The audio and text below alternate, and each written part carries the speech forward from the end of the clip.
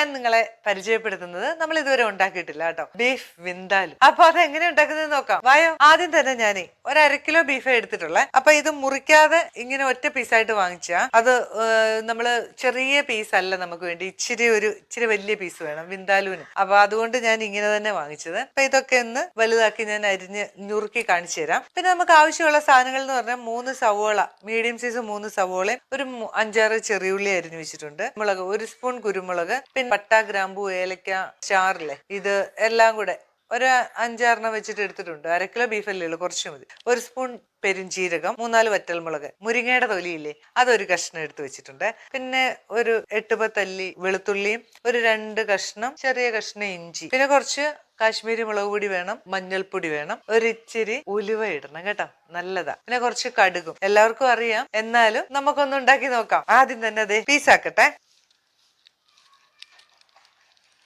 ഇങ്ങനെ ആക്കിയിട്ടില്ലേ, ഈ ഒരു വലിപ്പത്തിൽ നമുക്ക് വേണം കേട്ടോ. അപ്പൊ നമ്മുടെ ഇതിനെക്കാട്ടിലും കുറച്ചും കൂടെ സാധാരണ ഫ്രൈ ചെയ്യുന്നതിനെക്കാട്ടിലും കുറച്ചുകൂടെ വലിപ്പമില്ലേ, അപ്പൊ അവര് കട്ട് ചെയ്ത് തരുമ്പോൾ നമുക്കത് അങ്ങനെ കിട്ടൂല. അതുകൊണ്ട് ഞാൻ ഇങ്ങനെ വാങ്ങിച്ചത്. ഒത്തിരി വലിയ പീസും വേണ്ട. പിന്നെ നമുക്ക് സ്ലൈസ് ചെയ്തും എടുക്കാം കേട്ടോ, ഒന്ന് വേവിച്ചിട്ട് സ്ലൈസ് ചെയ്തെടുത്താലും നല്ലതാ. ഇത്ര വലിപ്പത്തിൽ ഇട്ടില്ലേ, വെന്ത് കഴിയുമ്പോ ഇല്ലേ ഒന്നും കൂടെ ചുരുങ്ങുകയല്ലേ.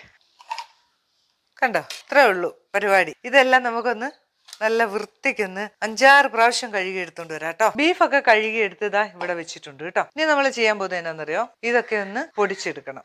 പൊടിച്ചെന്ന് പറഞ്ഞാൽ അരഞ്ഞു പോരുത്, പീരക്കൊക്കെ ഒതുക്കുന്ന പോലെ ഇല്ലേ, അതിലും കുറച്ചും കൂടെ ഒന്നരയണേ. നമുക്കൊന്ന് അരച്ചെടുത്തോണ്ട് വരാം. നമ്മുടെ മുരിങ്ങത്തൊലി, ഇഞ്ചി, വെളുത്തുള്ളി, ഇതൊന്നും ചിലവരൊക്കെ റോസ്റ്റ് ചെയ്യും ഇതൊന്ന്. പക്ഷെ ഞാനത് അങ്ങനെയൊന്നും ചെയ്യത്തില്ല, ഞാനിത് അങ്ങനെ തന്നെ ഇട്ട് പൊടിക്കത്തേ ഉള്ളൂ.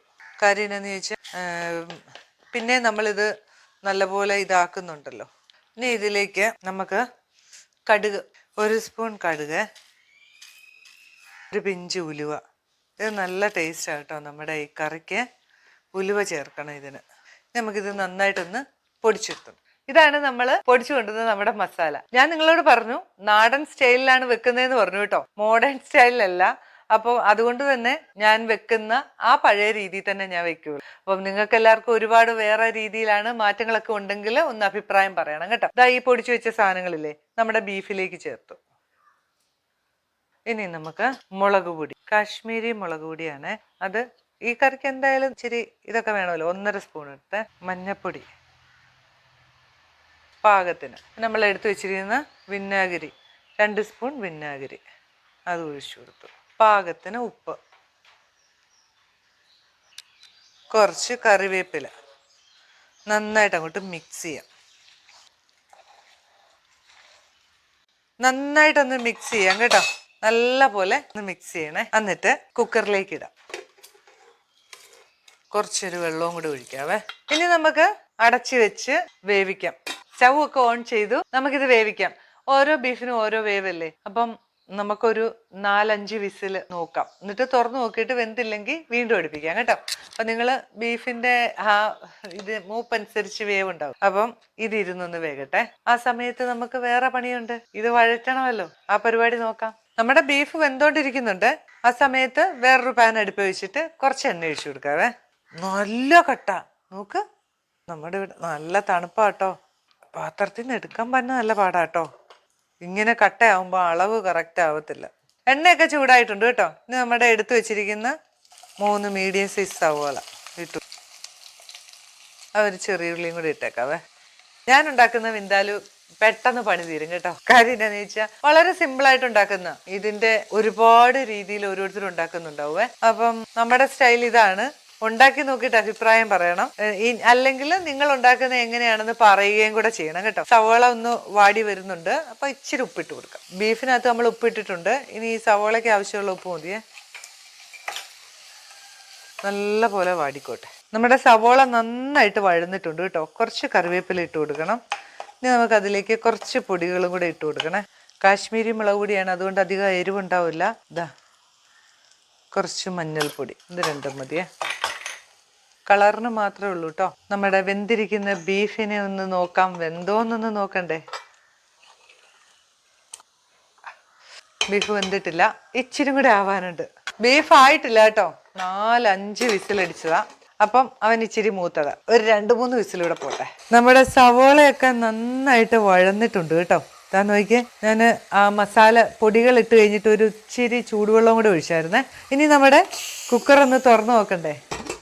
ഇതാ നമ്മുടെ ബീഫൊക്കെ നല്ല അടിപൊളിയായിട്ട് വെന്തിട്ടുണ്ട് കേട്ടോ. നോക്കിയേ, കണ്ട. ഇനി നമുക്ക് ഇതിനെ ഈ മസാലയിലേക്ക് അങ്ങ് തട്ടിയേക്കാം. ഇനി ഇത് കുറച്ചും കൂടി ഒന്ന് വറ്റിക്കോട്ടെ. ഈ ഒരു സ്റ്റേജിലും കഴിക്കാം കേട്ടോ. പിന്നെ ഇച്ചിരി കൂടെ കുറിയാലും കഴിക്കാം.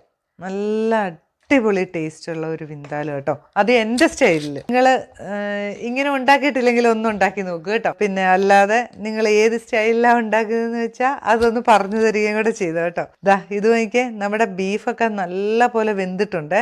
എന്നിട്ട് ഇങ്ങനെ പഞ്ഞി പോലെ ഇരിക്കും. എന്നിട്ട് ഈ ഒരു ഗ്രേവിയും കൂട്ടി അങ്ങോട്ട് കഴിക്കണം. ചപ്പാത്തിയുടെ കൂടെയോ അല്ലെങ്കിൽ നെയ്ച്ചോറിൻ്റെ കൂടെയോ അല്ലെങ്കിൽ ചോറിൻ്റെ കൂടെയോ ഒക്കെ കഴിക്കാവുന്നതാണ് കേട്ടോ. അപ്പം എല്ലാവരും ഒന്ന് ഉണ്ടാക്കി നോക്കണം. ഇപ്പം ഞാനിത് ഇത്രയും മുഴുവനായിട്ടും വറ്റിക്കുന്നില്ലേ.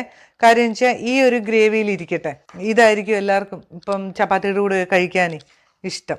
അപ്പം കണ്ടോ, ഞാൻ ഒരു പീസ് എടുത്ത് കാണിച്ചു തരാവേ. ഇതാ നോക്കിയേ, നോക്കിയേ, ബീഫൊക്കെ നല്ല സോഫ്റ്റായിട്ട് വെന്തിട്ടുണ്ട്. നല്ല സോഫ്റ്റായി കണ്ടോ. ഇങ്ങനെ നല്ല സോഫ്റ്റ് ആവണം. ഇതിപ്പം ഇച്ചിരി കൂടെ ടൈറ്റ് ആവണമെങ്കിൽ അതിനനുസരിച്ച്, അല്ലെങ്കിൽ ഈ ഗ്രേവിയോടുകൂടി കഴിക്കണമെങ്കിൽ അതിനനുസരിച്ച് ഓരോ ഇതിലും കഴിക്കാം കേട്ടോ. അപ്പം നല്ല അടിപൊളി ഒരു വിന്താലും ഇവിടെ റെഡി ആയിട്ടുണ്ട്. എല്ലാവരും ഉണ്ടാക്കി നോക്കിയിട്ട് അഭിപ്രായം പറയാം കേട്ടോ. ഞാൻ പ്രത്യേകം പറഞ്ഞു ഇത് എൻ്റെ സ്റ്റൈലാണെന്ന്. അപ്പം എല്ലാവരും ഉണ്ടാക്കുന്നത് എങ്ങനെയാണെന്നും കൂടെ ഒന്ന് പറഞ്ഞു കേട്ടോ. പുതിയൊരു വീഡിയോ ആയിട്ട് ഞാൻ വരുന്നതായിരിക്കുമേ. ബൈ.